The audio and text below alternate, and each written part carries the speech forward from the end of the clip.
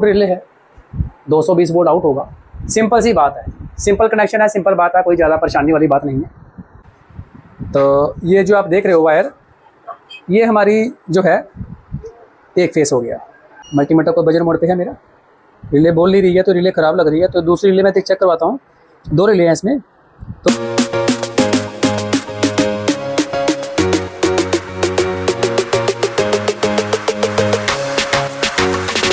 Hello friends, हमारे YouTube channel में आपका बहुत बहुत स्वागत है।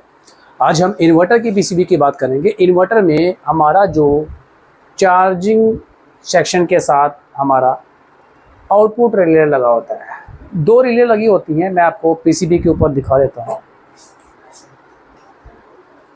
ये चार्जिंग सेक्शन की रिले है और ये आउटपुट रिले है। तो आउटपुट रिले और चार्जिंग सेक्शन की रिले कैसे पता लगेगा कौन सी चार्जिंग सेक्शन की रिले है और कौन सी आउटपुट की है? 2 है। तो हमने यहाँ बोर्ड पे डायग्राम बनाया हुआ है, हम ट्रेसिंग भी करके दिखाएंगे आपको। ये हमारी आउटपुट रिले है, 220 वोल्ट आउट होगा। सिंपल सी बात है, सिंपल कनेक्शन है, सिंपल बात है, कोई ज़्यादा परेशानी वाली बात नहीं है। लाइन और न्यूट्रल, यानी कि लाइन इन 220 वोल्ट की सप्लाई इन होगी, रिले के एनसी पॉइंट पे रहेगी, रुकी रहेगी। एनसी पॉइंट का आपको पता ही है कि ये डायरेक्टली कनेक्टेड रहती है कॉमन पॉइंट से। ये कॉमन पॉइंट है, सीधे आपकी सॉकेट में चलेगी। और जैसे ही आपकी लाइट चली जाती है, लाइट बंद हो जाती है, ये हमारा ट्रांसफार्मर है। 2 यहाँ मोस्फेट लगे रहते हैं। ट्रांसफार्मर के बीच में यहाँ बैटरी का 12 वोल्ट रहता है। प्राइमरी वाइंडिंग, जब यहाँ पर AC 220 वोल्ट की सप्लाई बंद हो जाती है तो तब यहाँ पर ये मोस्फेट स्विच करते हैं।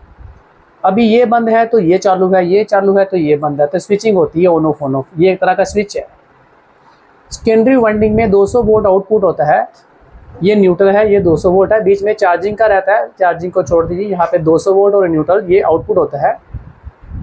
अब यहाँ पे क्या होता है कि ये रिले का कनेक्शन यहाँ से छूट जाता है, यहाँ से छूट के यहाँ चिपक जाता है, तो ये रिले इधर चिपक गई। अब 200 वोल्ट यहाँ तो AC सप्लाई बंद हो गई, यहाँ तो नहीं आ रही। अब ये रिले चालू हो जाएगी। अब ये 200 वोल्ट इधर से आएगा। यहाँ रिले की कॉइल होती है जो कि मेन IC के द्वारा ऑपरेट होती है। अब ये 200 वोल्ट इधर से आएगा। न्यूट्रल जो है वो कॉमन रहेगा, इधर से भी न्यूट्रल कॉमन था मेन IC का। अब चाहे न्यूट्रल इस तरफ से आए चाहे उस तरफ से आए, न्यूट्रल तो कॉमन है। यहाँ से 220 वोल्ट हमारा इधर से कॉमन पॉइंट से जा रहा है, लाइन आउट पॉइंट से। अब ये लाइन इन बन गई, अब ये लाइन आउट बन गया। पहले ये लाइन इन थी, ये लाइन आउट था। लाइन आउट तो कॉमन ही है, लेकिन लाइन इन पहले 220 वोल्ट वाली थी, अभी बैकअप मोड वाली लाइन इन हो गई। तो जैसे कि मैंने बताया, ये बहुत ही सिंपल सर्किट है, आपको समझ आ गया होगा कि अब AC सप्लाई आ जाएगी तो तब क्या होगा, ये दोनों मोस्फेट बंद हो जाएंगे, तो यहाँ पे ये कट हो जाएगी। तो ये जो सप्लाई है हमारी इधर चिपक जाएगी, तो ये रिले तब 220 वोल्ट इधर से आ जाएंगे। मुद्दा ये है कि हमें 220 वोल्ट आउटपुट पे चाहिए, चाहे वो मोस्फेट की स्विचिंग के द्वारा ट्रांसफार्मर से मिले, चाहे वो 220 वोल्ट लाइन आने से मिले। तो ये रिले दोनों मोड पे काम कर रही है। तो इस रिले को हम क्या बोलेंगे, AC मोड और बैकअप मोड। AC मोड और बैकअप मोड दोनों मोड पे ये रिले काम कर रही है। तो एक सॉकेट, तो यदि आपने देखा होगा कि हमारे इन्वर्टर का जो प्लग है, कभी कभी करंट आ जाता है उसके अंदर, तो वो प्लग जो है वो जो करंट आ जाता है, तो ये जो सॉकेट है इसकी खराबी की वजह से बहुत प्रॉब्लम आती है, उसमें करंट आ जाता है। तो ये रिले चेंज कर दीजिए, ये आपका सॉकेट में करंट आना बंद हो जाएगा। तो AC मोड और बैकअप मोड रिले कनेक्शन और आउटपुट सॉकेट के कनेक्शन, तो ट्रांसफार्मर के कनेक्शन पीसीबी के ऊपर और इन्वर्टर के ट्रांसफार्मर के कनेक्शन हम पहले समझते हैं। उसके बाद हम सॉकेट दिखाएंगे, उसके बाद हम यहाँ रिले के कनेक्शन देखेंगे कि क्या ये वही है जो हम line in line out connector के कनेक्शन जो होते हैं, कि पीसीबी के ऊपर ऐसा है या नहीं है। तो चलिए पीसीबी के ऊपर देखते हैं। जैसे कि ये हम बताया है कि ट्रांसफार्मर का कनेक्शन है, बहुत ही ध्यान से देखना आपने, जैसे कि आपको ये दिखाई दे रहा है यहाँ पे। तो ये जो आप देख रहे हो वायर, ये हमारी जो है एक फेस हो गया। तो इसके साथ हमारा जो दूसरा वायर दिख रहा है ये वाला, ये दूसरा फेस, तो मैं दिखाता हूँ ये कहाँ लगेगा। ये देख रहे हो आप, एक वायर हमारी यहाँ लगेगा, एक वायर हमारा यहाँ लगेगा। होता क्या है कि ये जो वायर आपको नीचे दिख रही है,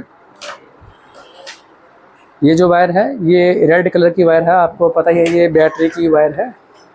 तो यहाँ बैटरी से प्लस माइनस होते हैं, तो ये 12 वोल्ट जो है यहाँ से होते हुए यहाँ अंदर होते हुए ये सीधे ट्रांसफार्मर में आती है। तो ये जो वायर है ये वाली, ये सीधे रेड वायर अंदर जा रही है। तो ये 12 वोल्ट एक तो निकल के ये आ रहे हैं, दूसरे 12 वोल्ट निकल के ये आ रहे हैं। ये जो 12 वोल्ट की सप्लाई दो जगह आ रही है, यहाँ पर और यहाँ पर। ये 12 वोल्ट की सप्लाई एक तार तो यहाँ जुड़ेगी, एक तार तो यहाँ जुड़ेगी। ये है मॉस्फेट का ड्रेन। जितने भी मॉस्फेट लगे हैं सबका ड्रेन है हीट सिंक। ये दोनों वायर जुड़ेंगी हमारी ड्रेन पर, दोनों मॉस्फेट की, यानी कि ये 12 वोल्ट है, ये भी 12 वोल्ट है। तो इसका मतलब ये हुआ कि दो टाइप की एसएमपीएस यूज हो रही हैं, दो एसएमपीएस, दो ट्रांसफार्मर की वाइंडिंग है। अभी यहाँ पर जब मॉस्फेट स्विचिंग करेंगे तो ये जो आप कपलर देख रहे हो, यहाँ पे 200 वोल्ट और न्यूट्रल जो है कॉमन है, तो न्यूट्रल कॉमन है, 200 वोल्ट आउटपुट मिलेगा। अब ये इस रिले के द्वारा कैसे आउट होगा, यहाँ line in line out point बने हुए हैं, मैं ट्रेस करके बताऊंगा कि जब हमारा इन्वर्टर लाइट जाने के बाद या फिर एसी सप्लाई आने के बाद इस रिले का यूज़ हो रहा है। लाइन आउट जो लिखा हुआ है यहाँ पे वो सॉकेट वाली पॉइंट है, यहाँ सॉकेट लगेगी। कौन सी सॉकेट लगेगी? ये वाली, ये आप देख रहे हो, ये वाली सॉकेट। तो ये सॉकेट है, तो ये सॉकेट का जो है ये पॉइंट है, ये कनेक्टर है। यहाँ से सप्लाई होती हुई रेड वायर जो देख रहे हो आप, रेड वायर से यहाँ पे ये सप्लाई आएगी इसमें सॉकेट में। देखिए मैं दिखाता हूँ थोड़ा सा, देखिए यहाँ पर ये सॉकेट में, वो नीचे देख रहे हो आप, यहाँ पे रेड वायर जो है आ रही है।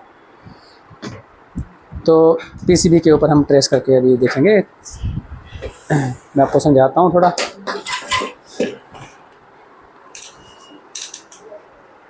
जैसे कि 220 वोल्ट की सप्लाई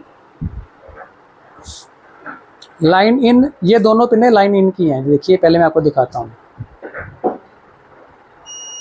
ये और ये, और न्यूट्रल देखिए, न्यूट्रल ये और ये दोनों कॉमन न्यूट्रल ही हैं, ये दोनों ट्रैक जुड़े हुए हैं। देखिए तो इस तरफ से दोनों लाइन इन जुड़े होंगे, देखिए ये जुड़े हुए ना इधर से।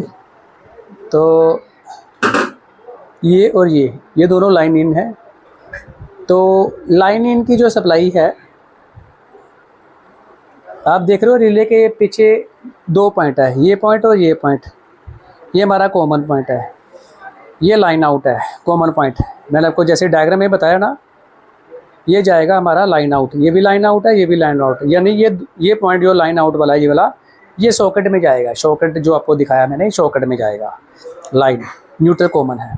ये दो पॉइंट यहाँ पे AC 220 वोल्ट एंटर होती है लाइन इन, और ये जो पॉइंट है दूसरा, ये NC पॉइंट है, ये डायरेक्ट यहाँ पे जुड़ा रहता है, नॉर्मली कनेक्टेड है, पहले से जुड़ा रहेगा लाइन आउट पे। AC सप्लाई जैसे इधर आई वैसे ये पहले से चिपका हुआ, तो वो सॉकेट में चली जाएगी।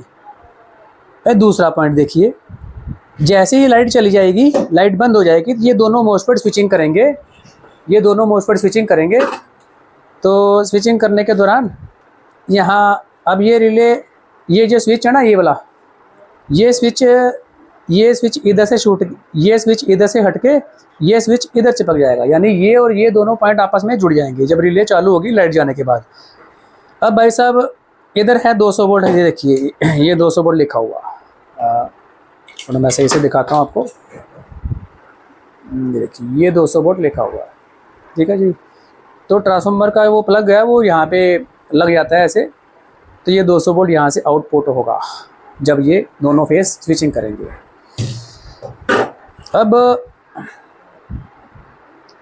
ये 200 वोल्ट जो जब यहाँ पर आएगा, तो तब बैटरी मोड पे, यानी कि बैकअप मोड वाला 200 AC वोल्ट आएगा, इसको 200 वोल्ट AC बोलेंगे, 200 कंपनी ने लिख रखा है।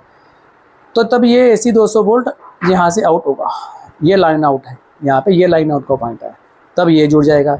अच्छा, फिर जब लाइट आ जाएगी तब ये स्विच यहाँ से छूट के ये यहाँ चिपक जाएगा फिर NC पे। अब ऑटोमेटिक चला जाएगा NC पे। रिले ऑन होने पे ये यहाँ चिपकता है। ये रिले की कॉइल रही, दोनों पॉइंट। एक को तो 12 वोल्ट बैटरी से आता है 78.5 की, ये इस पिन से 12 वोल्ट आता है। दूसरा इसका ट्रांजिस्टर ये इस तरफ रहता है, ये ट्रांजिस्टर। तो जैसे कि आपने देखा कि ये रिले है। मैं आपको रिले का ना यहाँ पे चेक करवा देता हूँ कि रिले चालू है या ख़राब है। देखते हैं, मल्टीमीटर को बजर मोड पे है मेरा। रिले बोल नहीं रही है तो रिले ख़राब लग रही है। तो दूसरी रिले मैं चेक करवाता हूँ। 2 रिले हैं इसमें। तो दूसरी रिले ये 2 पॉइंट है, ये है, ये NC पॉइंट है, ये सही है। ये NC पॉइंट है, ये ख़राब है। ये रिले ख़राब है। AC मोड वाली रिले ख़राब है हमारी, बैको मोड वाली। ये चार्जिंग रिले ओके है इसमें, ये वाली, ये ख़राब है रिले। और जैसे कि मैंने आपको बताया, समझाया, समझ में आ गया होगा। अगर फिर भी आपको कुछ समझ नहीं आया, जहाँ कोई दिक्कत परेशानी आ रही है रिले के, अगर आपकी इस रिले में फॉल्ट आता है जहाँ तो टक टक की आवाज़ आएगी, जहाँ आपका बैकअप नहीं आएगा या आपका सॉकेट ख़राब रहेगा, तो और जानकारी लेने के लिए और ज़्यादा आपको जानना है, फॉल्ट फाइंडिंग आपने अगर करनी है, और ज़्यादा जानकारी लेने के लिए आप हमारे दिए गए नंबर पर संपर्क कीजिए। आप मुझे कॉल कीजिए। अगर आपको कोई समस्या होती है, डायरेक्टली मेरा नंबर आप लेके मुझसे बात कीजिए। मैं आपको पूरा गाइड करूंगा। इन्वर्टर की कोई भी समस्या है, जहां प्रॉब्लम है, मैं आपको सॉर्ट आउट करने में पूरी मदद करूंगा।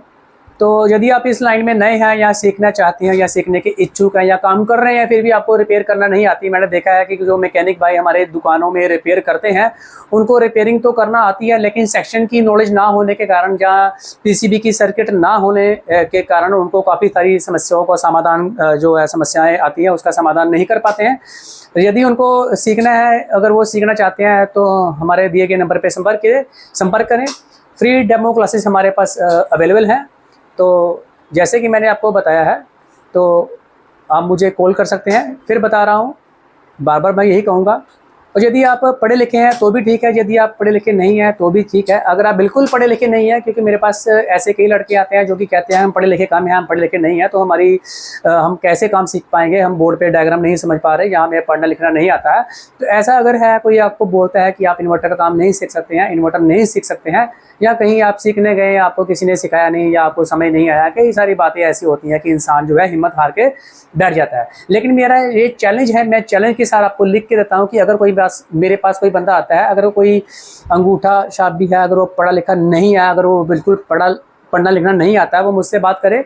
मेरे पास हर तरीके का, हर बंदे को पढ़ाने का, कस्टमर को पढ़ाने का, स्टूडेंट को पढ़ाने का एक्सपीरियंस है।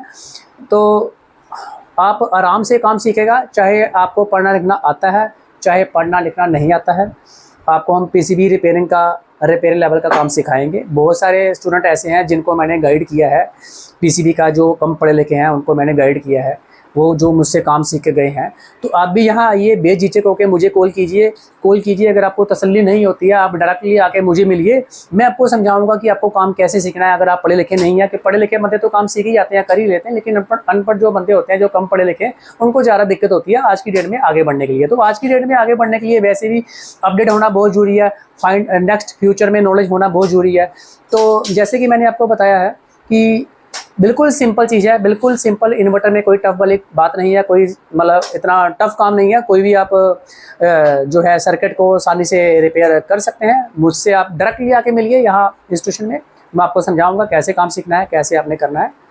तो आज की वीडियो हम यहीं पे समाप्त करते हैं। ओके, थैंक यू, धन्यवाद।